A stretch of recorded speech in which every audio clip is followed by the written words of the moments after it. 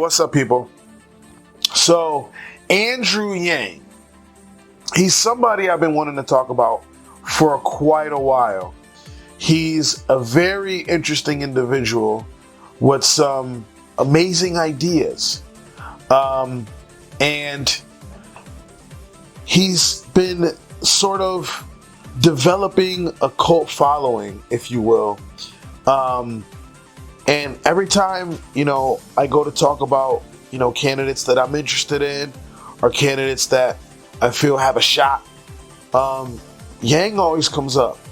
And not too long ago, I did a segment about Tulsi and the DNC screwing her like Vince McMahon screws Stone Cold Steve Austin. And Yang had some interesting things to say about it. And he was polling at 3%. And I said, you know what? Now is a good time to talk about Andrew Yang. So recently, Andrew Yang sat down and said, he was being interviewed, and he said he could beat Donald Trump. He is the one to beat Donald Trump. And before I continue, I'm going to let you see that clip. We're going to come back and we're going to talk about it. Polls show that most Democratic voters and Democratic-leaning independents, 2/3, the main thing they want in a candidate is someone who can beat Donald Trump. Yep. Yes, I'm one of only 2 candidates in the field that 10% or more of Donald Trump voters say that they would support. Why is that? It's because I'm focused on solving the problems that they see around them every day. And I'm laser focused on trying to make their lives better. Mm-hmm. That's why I'm getting thousands of Trump voters, as well as independents and libertarians and Democrats and progressives. If I'm the Democratic nominee, we win. That's the math. But that's Joe Biden's argument too. That's one reason why he's leading in the polls, and that's one reason you'll see me leading in the polls before too long. You think you can beat Joe Biden? I think I will be the nominee. If you listen to Joe talk about it, his main argument is that his election is going to be a restoration of the Obama-Biden administration, in essence, which is a move literally backwards in time. And so, to me, saying that we can somehow erase not just Donald Trump's presidency, but all of the reasons why people voted for Donald Trump, to me, is not correct. I mean, these things have happened, and we're going to have to address them. We're going to have to solve the problems that got Donald Trump elected. 1, if we're going to win, and 2, if we're going to move the country forward. Okay, so he says some very interesting things, and he's not wrong. He's not wrong in what he says, and if Yang had a lot more support behind him,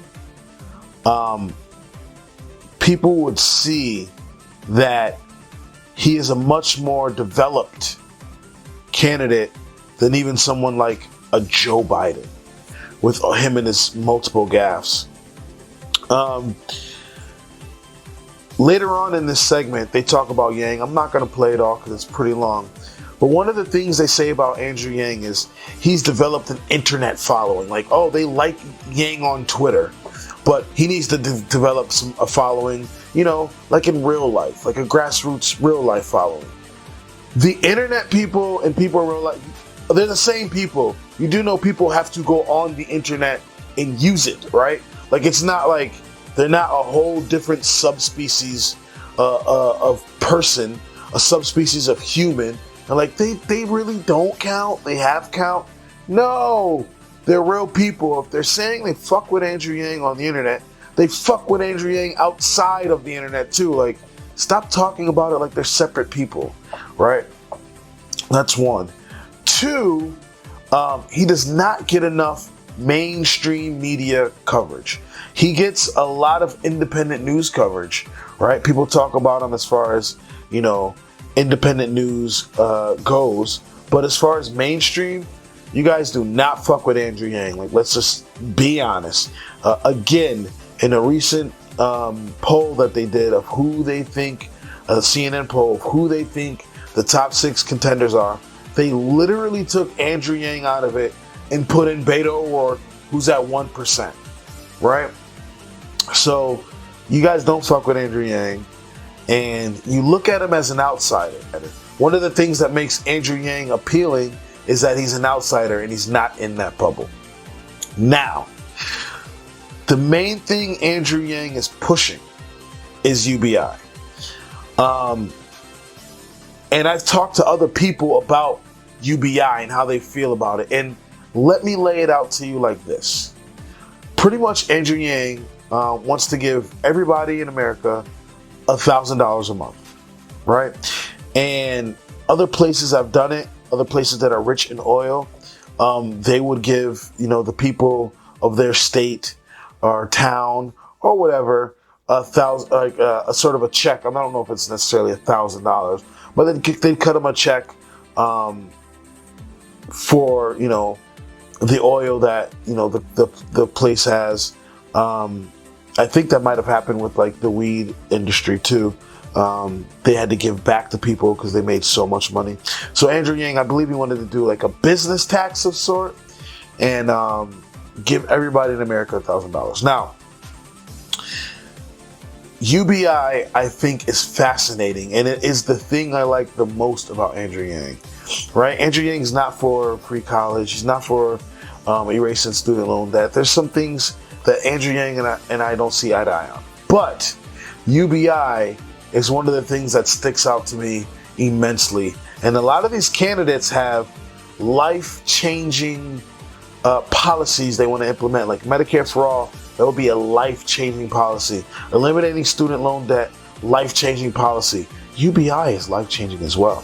Let me lay out the scenario for you. Say there's somebody who's working full-time and they're just barely able to make the bills. They are surviving, but they're not living. When you're living paycheck to paycheck and you're just able to pay the bills, you are surviving. That is not quality of life, right? And you're busting your ass working. And this is not just for McDonald's food workers and people like that. This is half of America makes $30,000 or less, right? Most Americans live paycheck to paycheck, right? So say it's that person right in that sweet spot where they're making enough to pay the bills, but they don't have any emergency fund, no rainy day fund, and they definitely don't have any, hey, let's take a trip and have some fun funds, right? So let's say somebody, in Connecticut, bringing home $2,500 a month, right? They're just barely able to pay the bill. That $1,000 will literally change their life because they'll work, pay the bills, and have $1,000 of flex money to do whatever they needed to be done. It just makes sense. Now, how you implement it, and if there's cutoff points, like if people are making too much money, do they not get the $1,000, etc.? All that can be ironed out. But the idea of the UBI is an interesting one. And I've spoken to so many people, and I'm mind-boggled. Their answer to UBI, their response to UBI, and this is mostly Republicans, is, well, now people won't have an incentive to work. What do you mean, bro? Like, what do you mean you don't have an incentive? First of all, $1,000 a month can pay nothing. Like, you're gonna get evicted. Like, your house is gonna get foreclosed. If all you have is $1,000 a month and you think you're just gonna stop working, that literally makes no sense. That is not gonna happen. Like, what the fuck are you talking about? The $1,000 is gonna be cushion for working people. It's gonna help working people out immensely. That $1,000 will be life-changing. Like, it's not gonna give anybody incentive to work. And I've also heard people say, like, call me old-fashioned, but I like to work for my money. I like to tie myself up by my bootstraps and go and get it. It's just a good feeling. Like, what the fuck are you talking about, bro? Like, people are working. They're tying themselves by their bootstraps. They're working and barely able to survive. Like, what are you talking about? You sound ridiculous. And literally, you're just making excuses because you can't find anything fundamentally wrong with UBI. You have to make up scenarios and you have to straw man. Don't speak for me. Don't speak for me saying like, oh, it's not gonna have any incentive to work. I'll still bust my ass and work.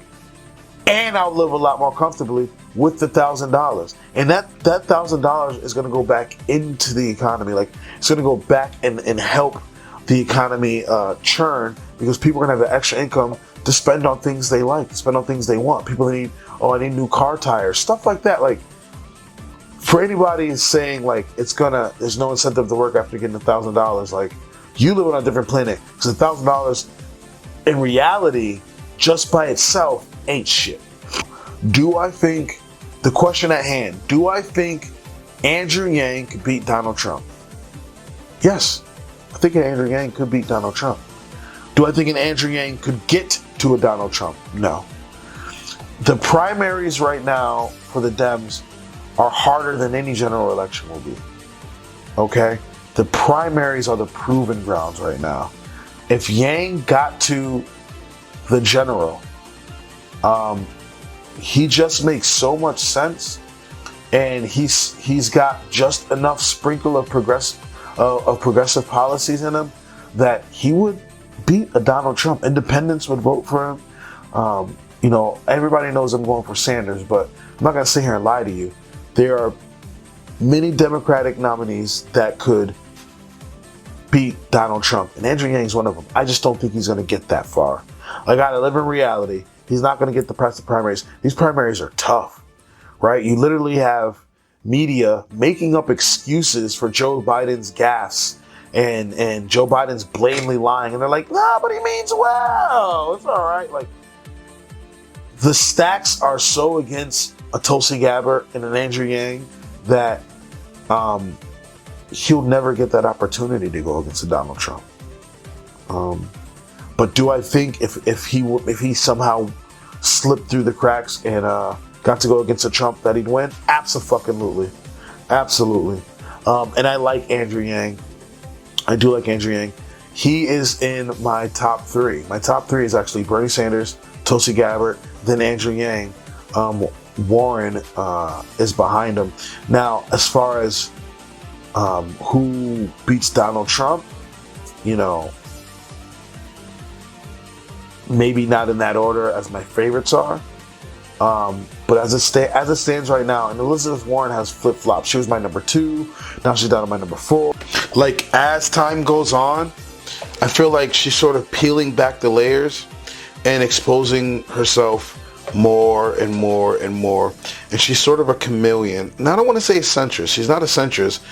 And she's not a chameleon like Kamala Harris, but she definitely is a fusion of a progressive and a corporate Democrat, like on some Dragon Ball Z fusion shit. Like, if you really pay attention, like, again, she pretty much told the establishment, like, hey, you know, I'm not gonna rile things up too much, you know what I mean? Like, I'm not for radical change or trying to destroy and rebuild the system. Like, it's good, it's cool, like, you know what I mean? And then on this, at the same time, she wants to tax the fuck out of the rich. So I don't know. She flip-flops. But Andrew Yang, do I think he can beat a Donald Trump? Yes. Do I think he'll get that opportunity? No, he's not going to get there. And I hope after all this is said and done that he hasn't, you know, he doesn't put a lid on his political future, and he stays in politics and keeps pushing for great ideas and great changes. I want to see a lot more of Andrew Yang, for sure. Well, if you like what you see, if you like what you hear, please like, comment, and subscribe. I'd really appreciate it. If you don't, let me know in the comment section why. I'm always starting to hash it out. And what do you think of Andrew Yang? Are you part of the Yang Gang? Do you think he has a bright political future? I'm curious to see your thoughts. And let me know what you think of UBI. You think it's something that could work? Well, hopefully I'll be talking to you guys soon. Have a good one. Peace.